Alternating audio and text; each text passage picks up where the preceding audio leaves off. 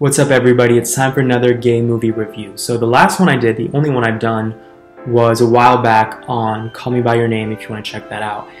It got a lot of negative feedback at the time and a lot of dislikes because I guess people didn't like that I was sharing an opinion that wasn't popular or that wasn't what those viewers were thinking, but welcome to YouTube, I suppose.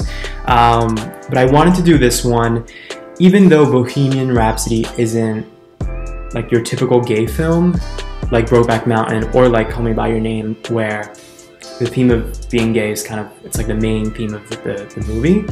This one isn't like that, but you can't talk about the legacy of Freddie Mercury and his life and the tragedy ultimately of his life without talking about him being gay, right? So I'm including this as a gay movie review film to talk about. First thing I want to mention is that it's weird to me because I grew up in France for the first 7 years of my life. I grew up in Europe, and in Europe, Queen, I feel, was way more, or is more popular than they are in America. Like, in Europe, or at least in France specifically, when I was growing up, I thought Queen was the biggest rock group of all time because they were just everywhere. Like, my parents had all the cassettes, we would always hear their music on the radio, people would talk about them.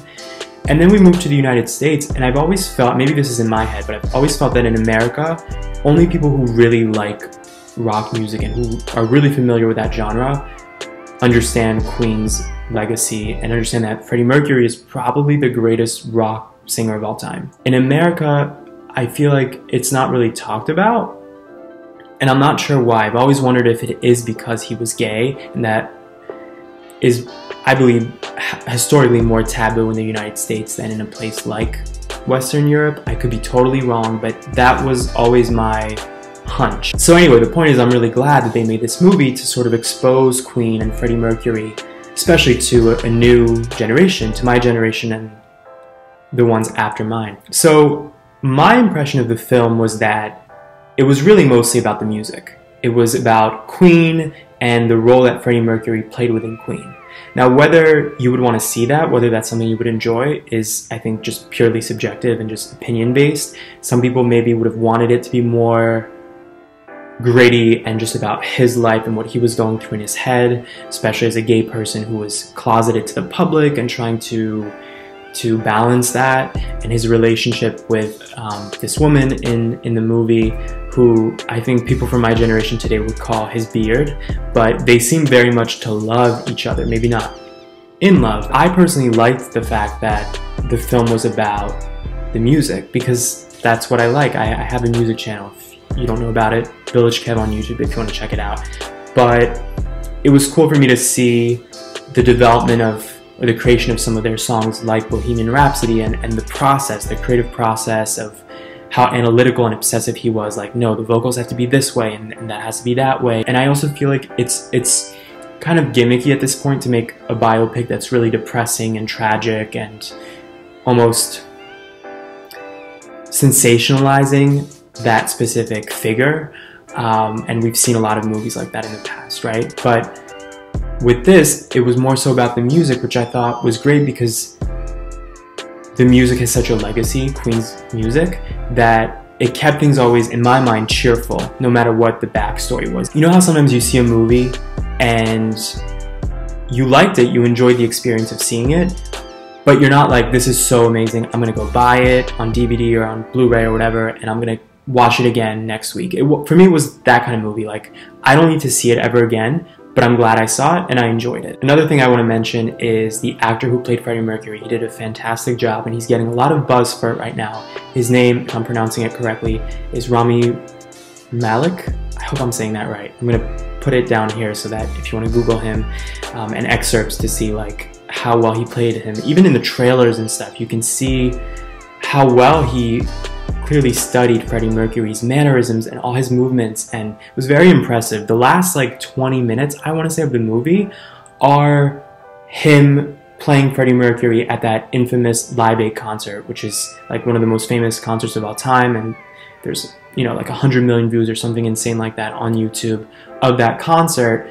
And for like 20 minutes straight, he's playing Freddie Mercury, lip syncing all these songs, and the mannerisms are very Freddie Mercury-esque. And it's difficult to explain, but if you've seen Freddie Mercury perform on YouTube and stuff, even in his music videos, his sort of like mannerisms and characteristics were very unique. It was almost like very flamboyant, but also very macho at the same time, which maybe says something about that time and how gay men felt like they had to portray themselves. I could be totally making that up, but you know, it was like very robust and confident, but he would also just be very flamboyant. I don't know how else to describe it. He was very flashy with the outfits and everything, and even the themes of some of the songs and the music videos.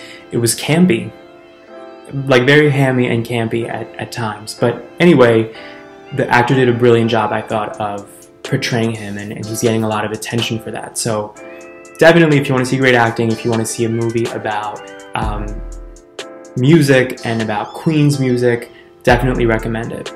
But now to talk about the gay stuff, which I know is what you've all been waiting for. It's interesting because before I saw the movie, I read this review, and I don't remember where it was. I read it online, but it was a legitimate like source. It might have been Rolling Stone, but I could be wrong.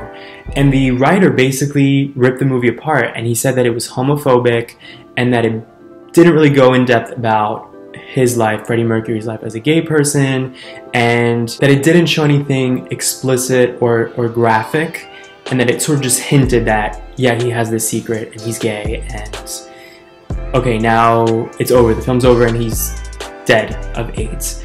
And so going into the movie, I had this thought that, oh, I'm gonna be disappointed in this as a gay person. And I really wasn't. I didn't agree with the movie review at all. If anything, it definitely felt like it was kind of a stifled theme to a certain degree, meaning it did feel rushed. It felt like at the end, suddenly he has a partner. All of a sudden, he has a new life partner that hasn't been developed at all throughout the film. And oh, now he's dying of AIDS. Oh, now he's dead. And that felt abrupt to me. It felt kind of unusual, but I felt that it was intentional. I thought the point was, this is about the music. This is bigger than just him or just him being gay. It's much bigger than that. To give you another example, there is a scene where Freddie Mercury goes into a leather bar and he makes eye contact with there's a lot of scenes actually where he makes eye contact with a guy, but then we don't really know what else happens after. We just sort of assumed or implied that he has a hookup with some guy, but you don't actually see anything. And I don't even mean like the graphics of sex, but you barely even see flirting. And I guess that writer who wrote the article felt that that was homophobia, that it's like we're gonna barely scrape the surface because we don't want to go too deep into it. I didn't interpret it that way. I interpreted it as this is intentional, that the movie sort of not giving you all of that paralleled Freddie Mercury unable to fully expose that part of him at that time in the world. Like, you couldn't just be out and open about being gay. There was a lot of shame. There still is a lot of shame, but that was an even worse era, especially with HIV becoming such a scare for everyone. So I thought the movie was intentionally trying to sort of stifle it, like, this is happening, but we can't really talk about it. Maybe that's me being overly generous. Maybe other people who saw the film agreed with that writer, but I actually liked that the movie wasn't completely obsessively about him being gay and the tragedy of him being gay. I did wish that the stuff that felt kind of rushed towards the end relating to him being gay had been expanded upon more, meaning how he got AIDS, and it felt like he just got diagnosed and then 5 minutes later he died. And maybe that also is what happened in real life, and that, you know, not literally 5 minutes, but that it was very quick and sudden, and it tried to illustrate that. But it did seem kind of odd to me that the relationship with this woman in his life was the main relationship that was portrayed, and he had a life partner, a gay life partner, before he died, and that really wasn't explored at all. Again, maybe that was intentional. Maybe that was the point, that he did have this fantastic relationship with this woman, and his partner maybe came towards the very end of his life, and therefore it wasn't maybe as relevant to the duration of the success of Queen and the different scenes depicted in the film. Of course, I'm really curious to hear what you guys think. If you've seen the movie, tell me what you think. And if you haven't seen it, you should definitely check it out and then come back here and tell us your thoughts. See ya.